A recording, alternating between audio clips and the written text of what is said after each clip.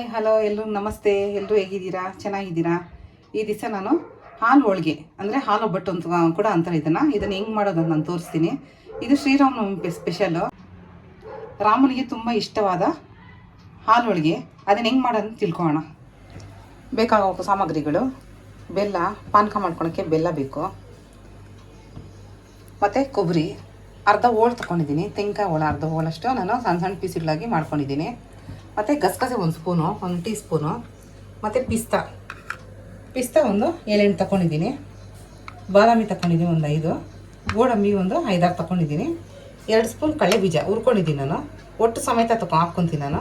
ಮತ್ತು ಕಡಲೆ ಪಪ್ಪು ಬಂದ್ಬಿಟ್ಟು 2 ಸ್ಪೂನ್ ತೊಗೊತೀನಿ.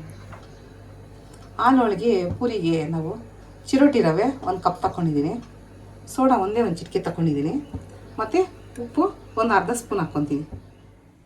ಫಸ್ಟು ಚಿರೋಟಿ ರವೆ ತೊಗೊಂಡೆ 1 ಕಪ್ಪು, ಅದನ್ನು ಒಂದು ಬಟ್ಲಿಗೆ ಹಾಕ್ಕೊಳ್ಳೋಣ. ಚಿಟಿಕೆ ಸೋಡಾ ಹಾಕ್ತೀನಿ, ಮತ್ತು ನೋಡಿ ಒಂದು ಅರ್ಧ ಸ್ಪೂನ್ ಉಪ್ಪು ಹಾಕ್ತೀನಿ. ಇವಾಗ ನೀರು ಹಾಕ್ಕೊಂಡು ಚೆನ್ನಾಗಿ ಕಲಿಸ್ಕೊಳ್ಳೋಣ.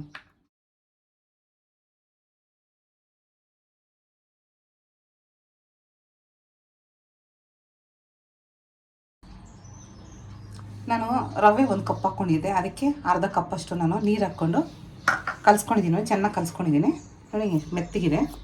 ಇದು ಕನ್ಸಿಸ್ಟೆನ್ಸಿ ಹೆಂಗಿದೆ ಅಂತ ಹೇಳಿದ್ರೆ ಚಪಾತಿ ಹಿಟ್ಟಿಗಿಂತ ಸ್ವಲ್ಪ ಮೆತ್ತಗೈತೆ. ಇದನ್ನು ನಾವು ನೆನೆಸ್ಕೊಳ್ಳೋಣ. ಹಿಂಗೊಂದು ಕಾಟನ್ ಬಟ್ಟೆ ತಗೊಂಡು ಅದನ್ನು ತ್ಯಾವ್ ಮಾಡಿಕೊಂಡು ಅದರಲ್ಲಿ ಇಕ್ಕೊಂಡು ಇದು ಹಿಟ್ಟನ್ನ ಚೆನ್ನಾಗಿ ಕಲಿಸಿರೋದನ್ನ ಇಕ್ಕೊಂಡು ಹಿಂಗೆ ಮುಚ್ಚಿಕೊಂಡ್ರೆ ಒಂದು ಸ್ವಲ್ಪ ಹೊತ್ತು ಸಾಕು, ಚೆನ್ನಾಗಿ ನೆನೆಯುತ್ತೆ. ಒಂದು ಮಿಕ್ಸಿ ಜಾರ್ ತಗೊಂಡಿದ್ದೀನಿ. ಇವಾಗ ಕೊಬ್ಬರಿನ ಗ್ರೈಂಡ್ ಮಾಡ್ಕೊಂಬರ್ತೀನಿ. ಕೊಬ್ಬರಿ ಗ್ರೈಂಡ್ ಆಗಿದೆ. ಇವಾಗ ನಾವು ಆಗಲೇ ತೊಗೊಂಡಿದ್ದೀವಲ್ಲ ಕಡಲೆ ಪಪ್ಪು, ಕಡಲೆ ಬೀಜ,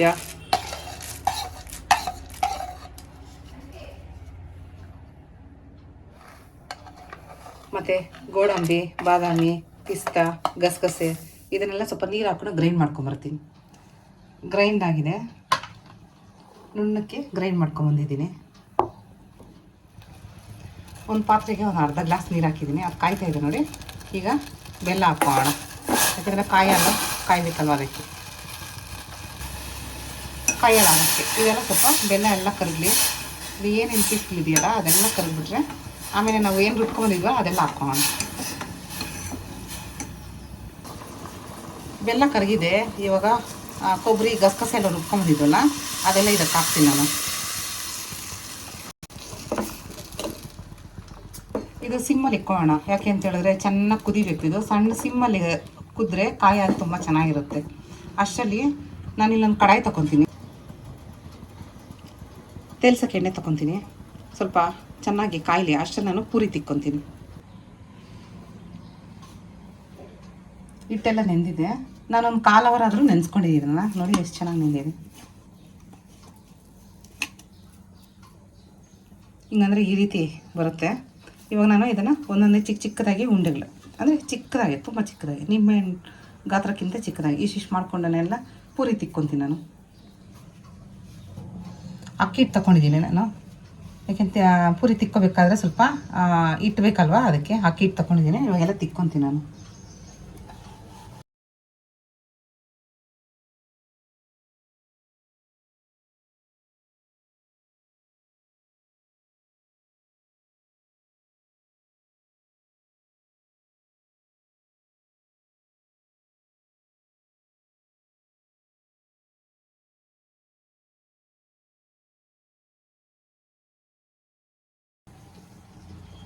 ನಾನು ಇದು ತಿಕ್ಕೊಂಡಿದ್ದೀನಿ. ಇವಾಗ ಇದನ್ನೆಲ್ಲ ಫೋಲ್ಡ್ ಮಾಡ್ಕೊತೀನಿ.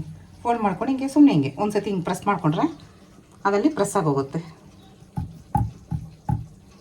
ಇದೇ ರೀತಿ ಎಲ್ಲ ಮಾಡ್ಕೊತೀನಿ.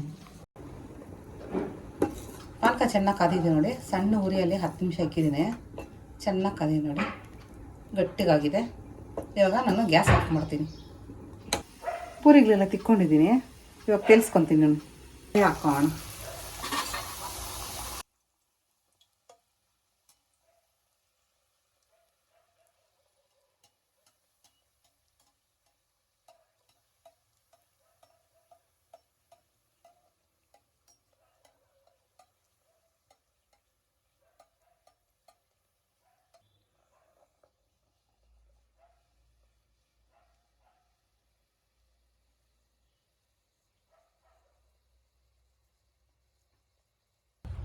ಹೀಗೆ ಲೈಟ್ ಬ್ರೌನ್ ರೀತಿ ಬರೋ ಹಂಗೆ ತೆಲ್ಸ್ಕೊಳ್ಳಿ.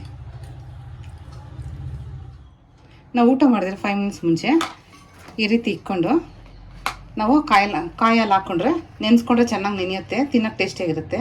ಮತ್ತು ಸ್ವಲ್ಪ ಲೇಟ್ ಆದರೆ ತುಂಬ ಮೆತ್ತಗಾಗೋಗುತ್ತೆ. ಒಂದು 5 ಮಿನಿಟ್ಸ್ ಮುಂಚೆ ನಾವು ಹಿಂಗೆ ಈ ರೀತಿ ಹಾಕಿಕೊಂಡ್ರೆ ಸ್ವಲ್ಪ ನೆನೆಯುತ್ತೆ, ಲೈಟಾಗಿ ನೆನೆಯುತ್ತೆ.